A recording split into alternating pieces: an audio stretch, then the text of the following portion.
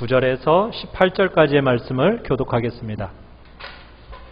로마서 3장 9절에서 18절까지의 말씀을 우리 같이 교독하는 시간 갖도록 하겠습니다. 로마서 3장 9절입니다. 그러면 어떠하냐? 우리는 나으냐? 결코 아니라. 유대인이나 헬라인이나 다 죄 아래에 있다고 우리가 이미 선언하였느니라. 깨닫는 자도 없고 하나님을 찾는 자도 없고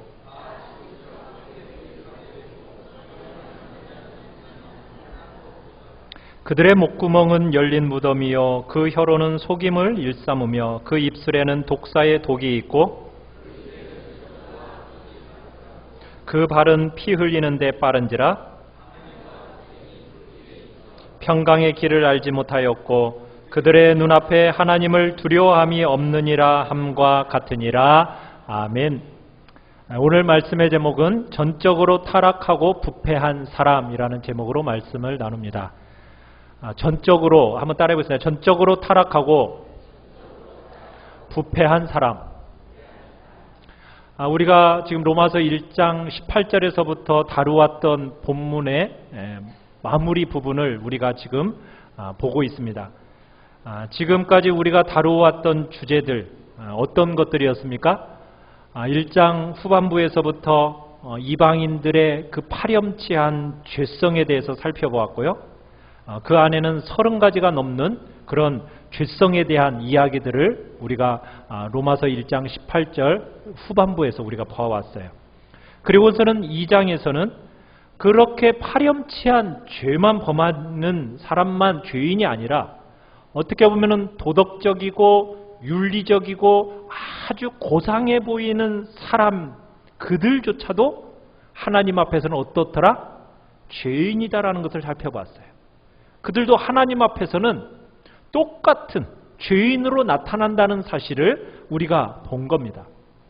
그리고는 후반부에서 2장 후반부에서는 말할 수 없이 신앙적으로도 의롭고 신앙적이고 종교적이고 의롭고 선하다고 말할 수 있는 유대인들 그들조차도 하나님 앞에서는 어떻더라? 핑계할 수 없는 죄인이다라는 것을 우리가 보아왔습니다. 그리고는 오늘 우리가 보게 되는 9절에서 이제 사도 바울이 중요한 한 결론을 내리는 거예요. 우리를 그 결론으로 데려가는 겁니다. 1장 18절에서부터 계속해서 되어왔던 사도 바울의 결론의 논지가 뭐예요? 모든 사람이 다 죄 아래에 있다. 이 이야기입니다. 그러니까 1장 18절부터 시작되어 여기까지 온 맥락의 주제, 이 땅의 모든 사람이 다 어디 아래에 있더라? 죄 아래에 있더라. 한 사람이라도 예외가 있습니까? 없습니까? 한 사람도 예외가 없이 모든 사람이 전부 죄 아래에 있다. 자, 죄인이다 이렇게 말하지 않는다고 그랬어요? 어떻게 표현하고 있다고요? 죄 아래에 있다. 이건 무슨 표현이라고 했습니까? 죄 아래에 속해 있다. 죄 아래에 속해서 죄의 노예처럼 되어 있다. 그러니까 우리 인간은 죄의 노예라는 얘기입니다. 죄가 우리를 마음껏 짓누르고 있어서 죄에 의해서 좌지우지되는 인생이라는 거예요. 죄가 마음껏 다스리고 지배하기 때문에 이 죄를 짓고 저 죄를 짓고 이렇게 한다라는 겁니다. 그러니까 우리 모든 인간은 모태에서부터 딱 태어나는 순간부터 시작해가지고 죄 아래에서 태어나가지고 죄의 지배 아래, 죄의 권세 아래에 있으면서 죄가 시키는 대로 죄를 물 먹듯이 먹고 마시며 살다가 하나님의 진노와 하나님의 심판을 면할 수 없는 그런 인생이다. 지금 이 이야기를 하고 있는 거예요. 우리는 죄의 노예라는 얘기입니다. 사람은 태어나면서부터 모두 다 죄의 노예로 태어납니다. 중립적인 존재가 있을 수 없어요. 우리는 하나님의 면전에서 다 죄 아래 짓눌려 꼼짝 못하고 살아가는, 죄에 끌려다니면서 죄를 짓다가 죄인의 삶으로 평생 살아갈 수밖에 없는 존재가 바로 우리 인간이라는 겁니다. 이건 사실이고 이것은 현실입니다. 이게 사람의 진실된 상태라 이렇게 지금 분명하게 성경은 우리에게 얘기하고 있는 거예요. 그래서 그 성경이 얘기하는 바가 무엇입니까? 10절에 의인은 없나니 어느 정도로 없다고요? 하나도 없다. 의인은 없나니 하나도 없다. 하나님과 사람과의 관계 속에서 우리 모든 인간은 다 실패한 존재요. 너무나 많은 흠과 점과 티가 있는 존재다. 지금 얘기하고 있어요. 그러면서 또 11절에 어떤 자도 없다. 깨닫는 자도 없다. 깨닫는 자도 없다라는 얘기는 무엇이라고 이 말씀을 드렸습니까? 지혜로운 자가 없고 모두 어리석다 이런 표현이라고 말씀을 드렸죠. 우리 인간들은 전부 다 한 가지로 어리석다는 겁니다. 어떤 지혜가 없느냐? 하나님께 속한 지혜가 없다라는 거예요. 하나님을 알지 못합니다. 그래서 하나님을 알지 못하니까 진짜 행복이 뭔지를 몰라요. 인생의 행복을 모를 뿐만 아니라 자기가 누구인지도 모릅니다. 사람이 하나님의 형상을 따라 지음받은 얼마나 존귀한 존재인지도 모르고 그 존귀한 존재가 얼마나 비참한 자리에 떨어졌는지조차도 우리 인간들은 모른 채, 깨닫지 못한 채 살아가고 있는 것이 바로 우리 인생임을 가르치고 있어요. 그러면서 11절에 또 얘기를 하죠. 어떤 사람도 없더라? 하나님을 찾는 자도 없더라. 여러분, 여기서 하나님을 찾는 자라는 얘기는 그냥 지식적으로 한번 관심을 갖는다 혹은 어려울 때 하나님이 계시면 하나님을 찾는다 이런 얘기를 하는 게 아닙니다. 하나님을 찾지 않는다라는 이 이야기는 무슨 의미냐면 우리 마음 중심에 하나님을 두고 하나님을 알고 싶어하고 하나님을 사랑하고 하나님을 영광을 위해서 살기 위해서 하나님을 찾는 사람이 하나도 없다는 얘기예요. 그렇게 되니까 사람들이 자꾸 어떤 자리에 가게 된다라고 얘기를 하고 있습니까? 12절에 의인도 없고 깨닫는 자도 없고 하나님들 찾는 자도 없으니까 사람이 자꾸 어떻게 간대요? 다 치우쳐. 그죠? 다 치우쳐. 치우쳤다는 얘기는 뭐예요? 자꾸 사람이 어떻게 됐다는 얘기예요? 치우쳤다는 얘기는 길을 벗어났다는 얘기죠. 치우쳤다는 얘기는 길을 벗어났다는 얘기입니다. 다른 길에 서 있다라는 거예요. 어떤 길? 하나님의 길, 진리의 길, 좁은 길, 생명의 길, 거기를 벗어나서 사람들이 등을 돌려 떠나서 지금 다 어느 길에 서 있느냐? 사망의 길에 서 있다라는 얘기예요. 생명의 길에서 벗어났다, 치우쳤다. 지금 그렇게 성경은 얘기하고 있는 거예요. 이사야 53장 6절에서는 우리에게 이렇게 얘기를 하고 있습니다. 자, 이사야 53장 6절 한번 띄워주십시오. 자, 우리 같이 한번 읽어볼까요? 시작. 우리는 나왔나요? 시작. 우리는 다 양 같아서 그릇 행하여 각기 제 길로 갔거늘. 각기 뭐로 갔다? 제 길로 갔다. 여러분, 제 길로 갔다는 얘기는 무슨 얘기일까요? 가야 할 길로 제대로 가고 있다는 얘기일까요? 그게 아니겠죠. 자기가 원하는 길로 갔다는 얘기예요. 제 길로 갔다는 얘기는 자기가 원하는 길로 갔다. 길을 벗어나서 치우쳐서 하나님이 없으니까 그렇게 치우치더니 자기가 원하는 데로 갔는데 그 길이 어떤 길이에요? 생명의 길이 아니라 넓은 길, 사망의 길로 가게 되었다. 지금 이 이야기를 하고 있는 겁니다. 거기다가 우리 뭐라고 또 얘기하고 있습니까? 다 치우쳐 함께 어떻게 되었다? 무익하게 되었고 선을 행하는 자가 있다 없다? 어느 정도로 없다고요? 하나도 없다. 여러분, 무익하게 된다라는 의미는 뭐냐? 한 사람도 예외가 없이 다 쓸모없게 됐다는 얘기예요. 사람을 알지도 못하고 죄 아래 있기 때문에 어떻게 되었느냐? 한 사람도 다 쓸모없는 사람이 되었다는 얘기예요. 선을 행하는 사람이 하나도 없다. 여러분, 이렇게 말하니까 동의가 돼요? 안 돼요? 동의가 좀 안 되죠? 아니 어떻게 그럴 수가 있어. 사람이 예의가 없이 전부 다 있으나마나한 쓸데없는 무익한 인간이요. 거기다가 선을 행하는 사람이 하나도 없다니. 어떻게 그런 말이. 요즘 시대를 봐봐. 어디 좀 무슨 일 터지고 막 어려운 일 생기면 발벗고 나서서 막 거기 가서 봉사하고 막 선을 행하는 사람이 있는데 그 사람들의 선은 도대체 뭔데 왜 선을 행하는 사람이 하나도 없다고 이렇게 지금 하나님은 평가를 내리시는 거야? 그죠? 어떻게 선을 행하는 사람이 하나도 없다는 말. 이게 틀린 말 같이 느껴지지 않으세요?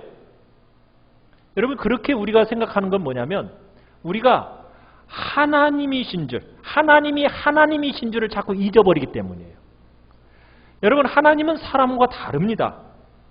우리 인간의 눈에 보기에는 그것이 좀 쓸모 있는 것 같이 보이고 선을 행하는 것 같이 보일지 모르겠지만 하나님의 눈에는요 그런 것들이 아무 쓸데없다라는 거예요.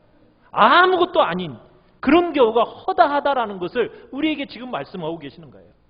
그래서 이사야 64장에 이런 말씀이 있습니다. 자, 이사야 64장 6절 우리 같이 한번 읽어보겠습니다. 시작. 무릇 우리는 다 부정한 자 같아서 우리의 의는 다 더러운 옷과 같으며.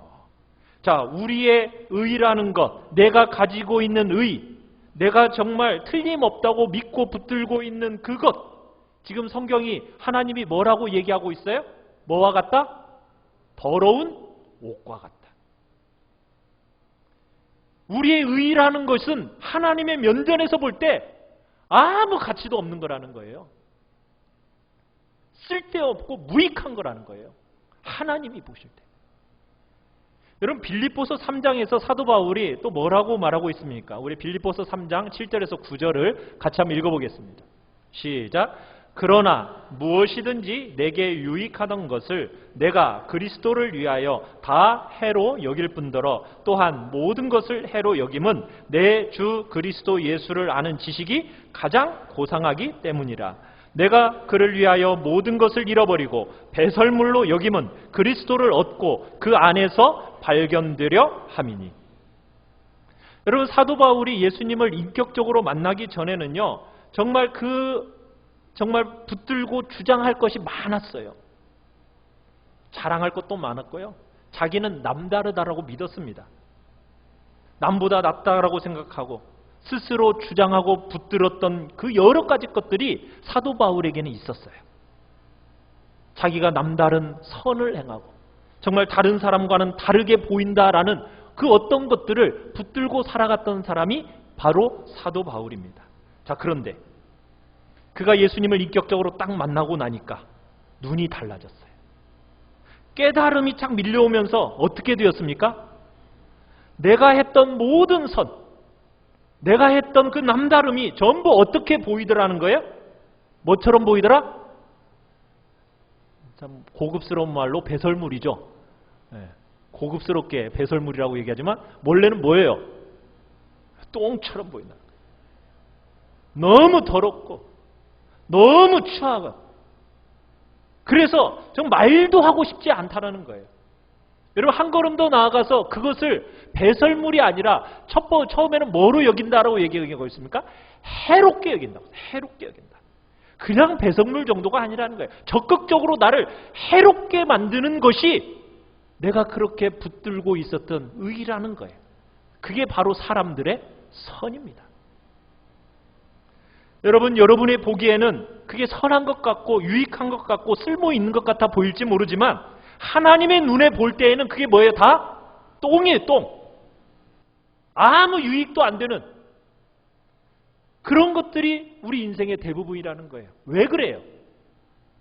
우리가 볼 때는 참 선한 것 같아 보이는 것이 왜 하나님의 눈에는 더러운 옷이요, 배설물이요, 도리요, 해롭게 되어지는 것이냐? 그렇게 왜 말씀하고 계십니까? 그 이유가 뭐예요? 우리는 많은 좋은 일을 하는 것 같은데 하나님이 의식하고 있는 게 아니라 그게 그 중심이 뭐냐면 자기중심성이기 때문에. 자기중심성. 여러분 죄의 가장 중요한 특징이 뭐라고요? 자기중심성입니다. 따라해보세요. 자기중심성. 많은 좋은 일을 하는 것 같은데 여러분 그 좋은 일이라고 생각되어지는 것은 하나님을 의식하는 게 아니에요. 다 누구를 의식하고 하는 거예요? 자기를 의식하고 하는, 자기를. 사람들로부터 어떤 평판을 구하면서 그런 일들을 한다는 거예요. 스스로의 평판을 구하면서. 그래서 선이 왜곡되어져 있다는 거죠. 그래서 하나님이 그런 걸 보실 때 구역질나는 죄로 본다는 거예요.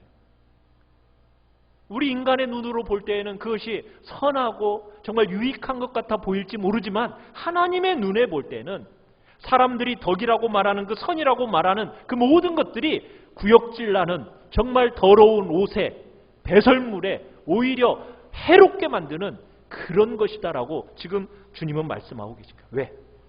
그 모든 것의 중심에 뭐가 있기 때문에? 자기 중심. 자기 중심성이 있기 때문에. 그것은요, 아무리 선하게 행한다 할지라도 자기 중심성으로 딱 똘똘 뭉쳐져 있는 선이라는 것, 덕이라는 것은 하나님 앞에서 아무런 가치가 없는 거라는 거예요. 사랑하는 성도 여러분, 그래서 우리는 너무너무 조심조심해야 됩니다.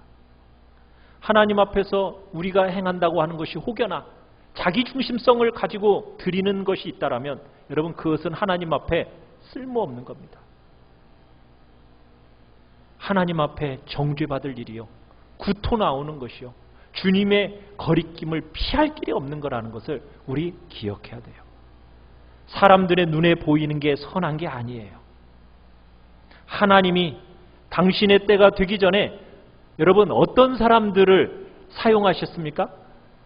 여러분, 악한 사람이라 할지라도요, 하나님이 이 땅의 황폐화됨을 막기 위해서 사람들로 하여금 선을 행하도록 해요. 그런 것들은 하나님 앞에 의라고 말할 수가 없다라는 거예요. 그런 게 어떻게 선을 선하다고 말할 수 있냐는 거예요. 쓸모없다라는 거예요. 한 가지로 다 쓸모없고 쓸데없는 선을 행하는 자 하나도 없다라는 것이 하나님의 평가입니다. 그래도 사람들이 그걸 또 이렇게 안 믿어요. 버텨내요. 그러니까 사도 바울이 이제 얘기를 해요. 그걸 동의하지 못한다고 하니까 이제 구체적인 얘기를 하는데, 우리 13절 14절 같이 한번 읽어봅시다. 13절 14절입니다. 시작. 그들의 목구멍은 열린 무덤이요, 그 혀로는 속임을 일삼으며 그 입술에는 독사의 독이 있고 그 입에는 저주와 악독이 가득하고. 여러분, 사람이 꼭 그냥 악한 짓, 파렴치한 죄를 범해야만이 범죄자냐? 그런 것이 아닐지라도 우리 인간들에게는 공통적인 죄가 있는데, 그 죄 중에 어떤 죄가 있느냐? 입으로 짓는 죄가 있더라는 거예요. 입으로 짓는 죄. 말로 죄를 짓는다는 거예요. 여러분, 성경에서 거듭거듭 말하고 있는 바가 뭐냐면 사람 속에 있는 것이 바깥으로 표현된다고 그래요. 절대로 그냥 저절로 표현되는 게 아니라 뭐가 밖으로 나온다고요? 속에 있는 것이 바깥으로 표현되는 거예요. 말이요, 그냥 말이 나오는 걸까요? 아니죠. 뭐가 표현되는 게 말입니까? 속에 있는 것이 표현되는 게 말이에요. 그렇지 않습니까? 자, 그런데 우리가 사용하는 이 말이 어떻다라고 얘기하느냐? 열려있는 무덤처럼 악취가 나서 견딜 수 없는 말들을 내뱉는다는 거예요. 이게 인간이라는 거예요. 혀로는 속임을 일삼는다 이렇게 표현하고 있는데, 원어에서는 뭐냐면 그냥 혀는 부드럽게 말한다 이런 표현이에요. 부드럽게 말한다. 자, 목구멍은 뭐라고요? 열린 무덤. 그 다음에 혀는 부드러운 혀. 무슨 얘기예요? 겉으로는 말로서는 부드럽게 얘기하는 것 같은데 속에서부터 나오는 것은 뭐라는 거예요? 악취나는, 더러움이 가득한, 여러분 무덤이 열려있다고 한번 생각해 보세요. 거기서 나오는 그 악취, 더러움이 얼마나 심합니까? 우리의 혓바닥에서는요, 뭐가 있대요? 혓바닥에 뭐가 있대요? 독사의 독이 있대요. 저주와 독함이 가득하다는 거예요. 한번 여러분들의 말을 한번 돌아보시길 바라요. 여러분들이 사용하는 언어를 한번 보시길 바라요. 교회 안에서 말씀하실 때는 다 이렇게 정제되어진 고급스러운 말씀을 하고 계시잖아요. 근데 여러분들이 그 사람이 없는 자리 돌아서서 아니면은 전혀 교양을 나타내지 않아도 되는 그런 자리, 여러분 그런 자리에서 여러분들이 사용하는 그 언어의 말이 어떠한지 한번 여러분들을 돌아보라는 거예요. 거기서 사용되는 단어가 여러분의 본 모습이라는 거예요. 적나라한 단어들이 사용되어지고 있다면 그게 바로 내 모습이라는 거예요. 본성이라는 거예요. 그게 죄성의 반증이라는 거예요. 왜? 말은 절대로 그냥 말이 아니니까. 말은 뭐기 때문에? 내 속에 가득한 것을 내뱉는 것이 말이기 때문에. 여러분, 여러분의 말을 가지고 어떻게 사용하고 계세요? 정말 영혼을 살리고 정말 그 혀와 입으로써 죽을 것 같은 사람을 살려내는 일을 하고 계십니까? 아니면은 정말 멀쩡한 사람도 침대에 드러눕히도록 말을 하고 계십니까? 여러분, 우리의 말이 많은 사람들을 죽인다는 거예요. 독침을 찔러서 너무나 많은 사람들을, 그들의 영혼을 상하게 만드는, 그들의 존귀와 영광을 깨트리는, 그게 바로 우리의 입이다. 지금 그게 우리의 죄성의 반증이라고 지금 사도 바울이 얘기하고 있는 겁니다. 근데 입만 그러는 게 아니에요. 자, 우리 15절에서 17절을 읽어보죠. 15절에서 17절입니다. 시작. 그 발은 피 흘리는 데 빠른지라 파멸과 고생이 그 길에 있어 평강의 길을 알지 못하였고. 자, 발은 어디로 간다고요? 피 흘리는데 빨리 간다. 아, 나는 그렇게 피 흘리는데 빨리 안 가는데. 그 얘기를 한다기보다는 우리의 발이, 여러분, 야, 저기 가면은 정말 청소를 해야 된대. 화장실 청소 막 하고 싶어서 발이 빨리 가지죠. 뭐 그러죠. 그게 그렇게 안 간다는 거예요. 우리의 발이 남들의 그 수고와 아픔을 감당하는데 우리의 발이 어떠냐는 거예요. 그런 대로는 가볍지가 않아요. 그런데 도리어 다른 사람의 나쁜 얘기하는 데는 너무 가벼워. 막 후다닥 갈려가지고 막 말을 전해주고 싶은 거예요. 그런데 발이 빠르다라는 거예요.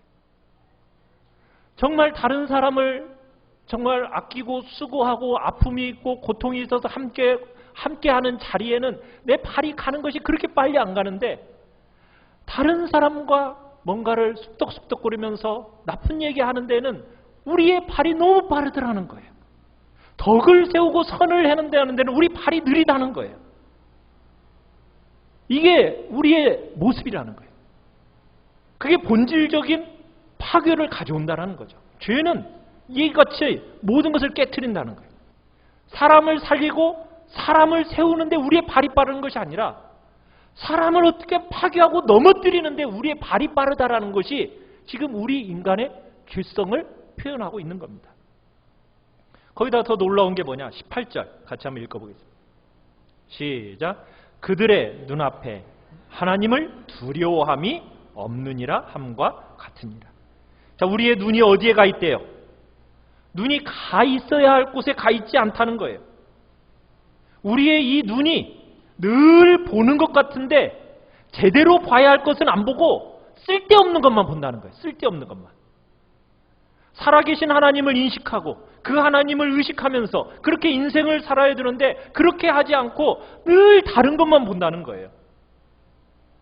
여러분, 우리 밖에 나가면은 볼 거 천지죠. 지천에 깔려 있는 게 막 볼 거잖아요. 근데 여러분의 눈이 어디에 자꾸 쏠려요? 눈이 어디로 자꾸 갑니까?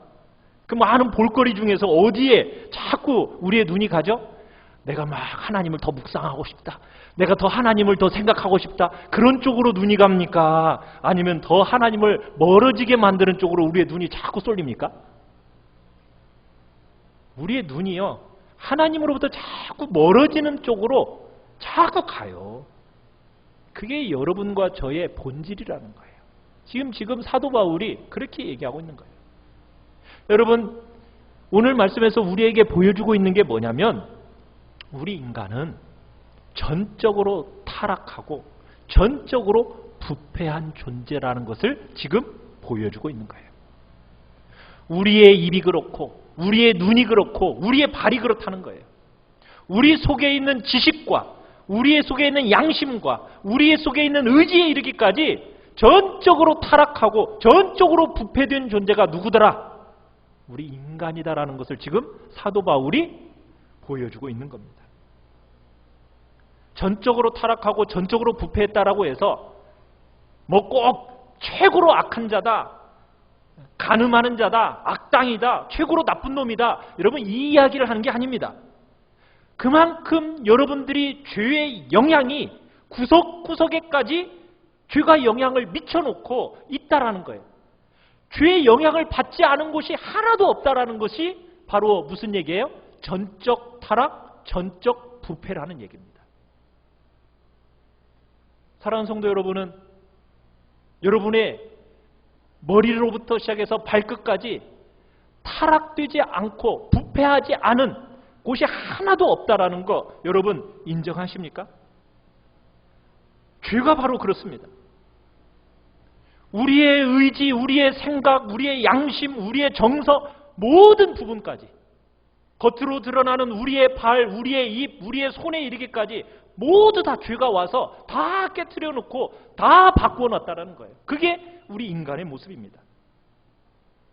하나님이 우리에게 왜 손을 주셨고 왜 입을 주셨고 왜 발을 주셨고 여러분의 여러 모든 기능들을 왜 주셨습니까? 그 기능들을 주셨을 때는 남들을 섬기라고 주신 거예요. 하나님을 영화롭게 하고 하나님을 높이라고 하나님이 주신 거예요. 그런데 여러분, 그것을 통해서 정말 옆 사람들을 격려하고 옆 사람을 윤택하게 만들어 가고 있습니까?